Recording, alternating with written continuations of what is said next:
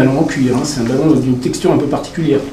Alors le mien, oui. Mais par contre, quand on a commencé, nous avons tous commencé avec des ballons de foot. D'accord, traditionnel. Voilà, même maintenant on fait avec des ballons de foot. D'accord. Et c'est vrai que moi j'ai l'habitude de faire avec un ballon comme ça qui est un peu particulier. Parce que voilà. C'est ce que j'ai remarqué. Voilà, sa couleur, on dirait un peu un pneu, mais en fait c'est ce que j'ai cru, je crois que c'était du caoutchouc. Donc c'est un ballon normal, mais étant donné qu'il est fait pour le foot de rue. D'accord. C'est-à-dire voilà, il ne s'abîme pas très rapidement, mais voilà, il résiste un peu à tout ce qui est goudron, tout ça.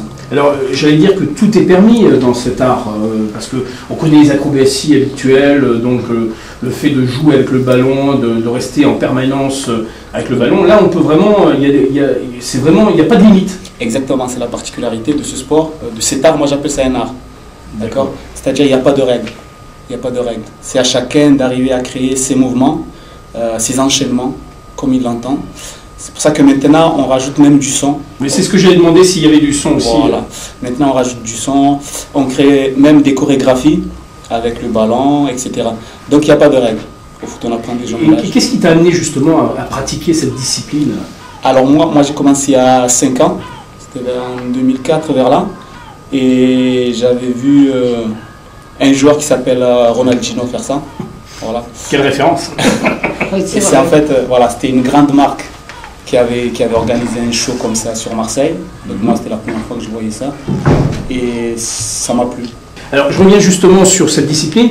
Aujourd'hui, à l'heure actuelle, comment les jeunes sont réceptifs à cette discipline? Est-ce que c'est vraiment, tu penses que ça va devenir vraiment quelque chose qui va s'inscrire dans la pratique, ou c'est des initiations qui se font petit à petit? Parce que ça demande quand même une certaine dextérité dans le maniement du ballon.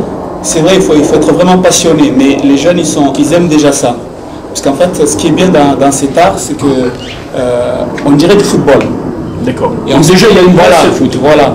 On sait que le football, c'est le sport le plus populaire, on peut dire, au monde. Tout à fait. Voilà, et les jeunes, ils aiment ça. Donc il y a ce côté-là. Donc c'est ça qui attire les jeunes, parce qu'ils voient qu'avec un ballon, tout ce qu'on peut réaliser, c'est incroyable. Donc ils aiment le foot, automatiquement, ils sont attirés par ça. Mais il y a une chose aussi, moi, quand je fais des tournées, tout ça, je rencontre des gens, notamment des femmes ou quoi, qui n'aiment pas le foot. Et quand ils voient ça, ils disent, franchement, j'aime pas le foot, mais quand je vois ce que vous faites, ça j'adore. Donc il y a ces deux côtés-là, le côté un peu football pour ceux qui aiment le foot, et le côté artistique pour ceux voilà, qui n'aiment pas le foot. Est-ce que ça s'apprend ou c'est inné? Parce que c'est quand même une particularité.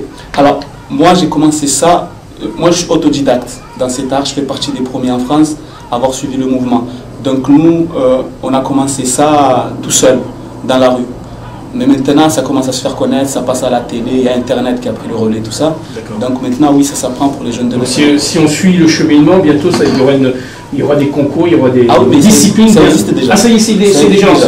Donc il y a presque une fédération qui existe. La fédération, pas encore, mais ça arrive. Même, moi, je tourne souvent avec le Beach Soccer Tour de la Fédération française de football. Et donc, pour l'instant, rattaché à la fédération. Voilà, ouais, c'est rattaché. Et maintenant, ils sont en train de réfléchir comment ils vont intégrer ça dans leurs activités, parce qu'ils voient vraiment qu'il y a pas mal de jeunes qui aiment ça, qui veulent apprendre à...